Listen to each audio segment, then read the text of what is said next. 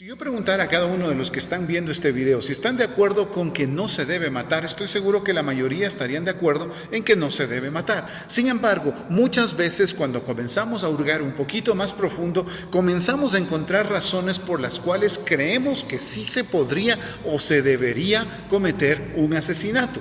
No lo llamemos así, tal vez alguna persona diría. Sin embargo, sabemos que en el fondo de lo que estamos hablando es de un asesinato. El texto bíblico está en contra de este tipo de situaciones y nosotros encontramos que la razón principal por la cual el texto bíblico rechaza el asesinato es porque éste atenta contra algo que le pertenece única y exclusivamente a Dios. Así lo podemos encontrar en diferentes textos bíblicos. Por ejemplo, en Daniel capítulo 5, versos 23, dice: y al Dios en cuya mano está todo viviente y cuyos son todos tus caminos, nunca honraste.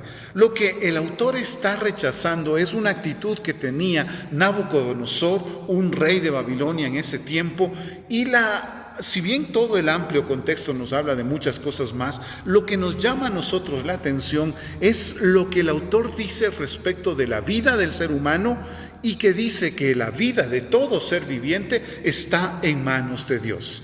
No es el único texto que tiene esta manera de pensar. Si nosotros leemos Job capítulo 12, verso 10, nos dice lo siguiente: en su mano está el alma de todo viviente y el hálito de todo el género humano.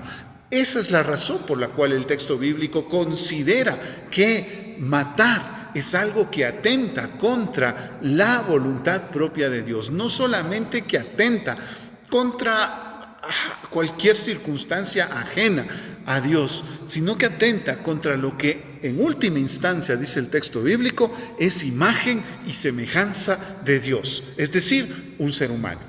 Esta es la razón por la cual el texto bíblico rechaza el asesinato. Una más que podemos encontrar es Hechos capítulo 17, verso 25. En la segunda parte de este versículo dice lo siguiente: pues Él es quien da a todos vida y aliento y todas las cosas. En este texto nosotros encontramos que quien está hablando está diciéndonos que todas las cosas pertenecen a Dios y más aún la vida y el aliento de vida que nos ha sido dado. Es decir, en cualquier circunstancia y bajo cualquier situación, nosotros tenemos que reconocer que la vida le pertenece única y exclusivamente a Dios. Y por esa razón es que nosotros no podemos aceptar el asesinato como una opción en ninguna de las circunstancias que se pueda plantear. Entre otras cosas, cuando nosotros leemos el texto bíblico sobre el tema del asesinato o de matar a otra persona, nosotros encontramos que constantemente el texto hace referencia a la protección de los indefensos. Si bien es cierto, debido a las circunstancias que se vivían en el Antiguo Testamento, nosotros podemos constatar que se daba muchas veces estas guerras en las cuales se matan unos a otros, y ya habrá momento para poder reflexionar sobre este sentido. Lo que podemos nosotros notar es que siempre se advierte y se pide a los creyentes, en ese caso los judíos, que cuiden la vida de los inocentes. Es decir, en las guerras, ellos sentían que tenían una cierta libertad para poderse matar unos a otros. En cierto modo, era una especie de igual a igual. Vuelvo y repito, estamos hablando del Antiguo Testamento, no estamos hablando del presente, no estamos hablando de lo que pasó después de que Jesucristo vino. Pero en ese tiempo nosotros notamos esta diferencia. Si va a ser un igual a igual, hasta cierto punto es aceptable. Pero si se va a matar a una persona inocente sin que ésta tenga la posibilidad de defenderse, eso lo rechaza completamente el texto bíblico en el Antiguo Testamento. Y es justamente lo que Jesucristo menciona más adelante en los tiempos cuando Él hace esta proclamación en Lucas capítulo 11, versos 50 y 51. Para que se demande de esta generación la sangre de todos los profetas que se ha derramado desde la fundación del mundo, desde la sangre de Abel hasta la sangre de Zacarías, que murió entre el altar y el templo. Sí, os digo que será demandada de esta generación. Nosotros encontramos que en ese texto, en esas palabras, Jesús nos está planteando que siempre lo que Dios demanda es la sangre de los inocentes, la sangre de aquellos indefensos que fueron asesinados sin tener posibilidad ellos mismos de defenderse.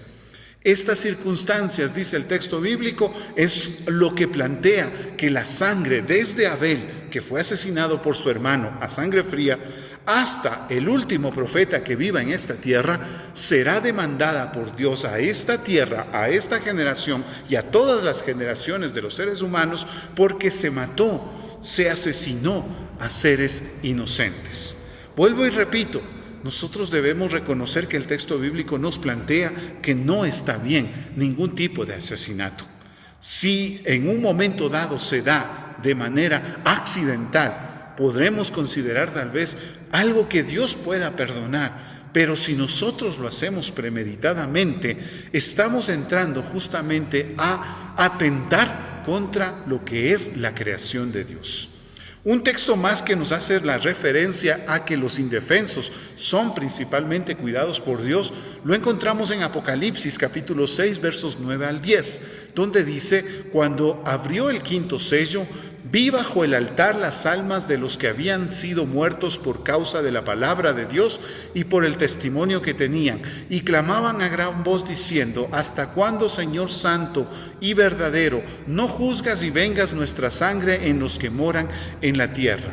Podemos nosotros darnos cuenta de que en ese texto lo que están pidiendo estas personas es justicia, porque han muerto de manera injusta. Fueron asesinados por creer en Cristo Jesús. Esta advertencia, este clamor que surge en el quinto sello, nosotros lo encontramos como una advertencia contra la humanidad, que Dios demandará de esta generación y de todas las generaciones humanas la sangre de aquellos que fueron asesinados sin poderse ellos defender.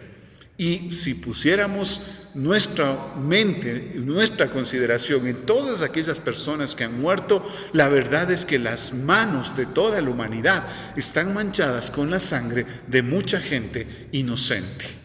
Tan radical es este tema de no matar, que Jesucristo le amplió aún más hacia un extremo en Mateo 5:21, cuando Él dice: oísteis que fue dicho a los antiguos, no matarás, y cualquiera que matare será culpable de juicio, pero yo os digo que cualquiera que se enoje contra su hermano será culpable de juicio, y cualquiera que diga necio a su hermano será culpable ante el concilio, y cualquiera que le diga fatuo quedará expuesto ante el infierno de fuego. Nosotros vemos que en ese texto Jesucristo radicaliza la advertencia sobre el asesinato y plantea que quienes en este caso se enojan básicamente contra otra persona están ya a las puertas de cometer un asesinato. Delante de Dios están en esas circunstancias. Así pues, Jesucristo nos plantea la radicalidad de buscar no solamente evitar el asesinato, sino de evitar cualquier circunstancia que nos pueda llevar a pretender asesinar. Esa es la propuesta que nos hace el texto bíblico. Y cuando ya pensamos en cómo este texto se aplica a nuestros tiempos, debemos considerar en primer lugar el cuidado de los inocentes. Nuestra responsabilidad es cuidar de aquellas personas que no pueden defenderse a sí mismos. Sean estas migrantes, que muchas veces sufren no solamente la muerte, sino a veces tortura y malos tratos cuando van a un país desconocido y tienen que enfrentarse a gente que busca simplemente aprovecharse de ellos. Pero también tenemos que pensar en bebés que no han nacido porque no pueden defenderse y que básicamente nuestra cultura nos ha enseñado que lo más importante es la posibilidad de la madre de disfrutar de la vida antes que las circunstancias de ese bebé. No quiero que me malinterpreten, no estoy diciendo que la salud de una mujer no valga, vale mucho, pero no podemos nosotros pensar que simplemente es cuestión de tomar la decisión de matar al niño y con eso ya hemos resuelto el problema. No podemos nosotros estar de acuerdo tampoco con violaciones, no podemos estar de acuerdo con los maltratos que puedan darse contra una mujer. Sin embargo, no podemos considerar que el asesinato sea la solución para otro problema que está viviendo nuestra sociedad. Llegará un momento en el que tengamos que analizar otro mandamiento que nos llama la atención sobre este tema, pero de momento debemos reconocer que el asesinato no es una opción dentro de los parámetros bíblicos. Finalmente, nosotros debemos reconocer que el texto bíblico nos manda a ser guardas de nuestros hermanos. Es una frase que seguramente te recordará lo que dijo Caín a Dios cuando Dios le reclama de que ¿dónde está su hermano? Es en ese momento donde Caín dice, ¿acaso soy yo guarda de mi hermano? Y la respuesta para nosotros, así como lo fue para Caín, es sí, somos guardas de nuestro hermano. Y no es solamente reclamar en protestas o manifestaciones en contra del aborto, es también poder estar pendientes y buscando la manera de ayudar a quienes se ven en la situación de comenzar a plantearse la posibilidad de este tipo de soluciones. Es eso lo que debemos empezar a considerar. Personas hay que tienen toda la buena intención de hacer las cosas correctamente, sin embargo, nos falta muchas veces la orientación. Así que, mi hermano, busquemos siempre hacer las cosas de la mejor manera y siempre hacer las cosas con amor, no solamente para la madre, no solamente para el hijo, no solamente para nosotros mismos, sino buscar siempre hacer las cosas bien y con amor para toda la humanidad, porque todos hemos sido creados como imagen y semejanza de Dios. Nos vemos en una próxima ocasión. Que Dios te bendiga.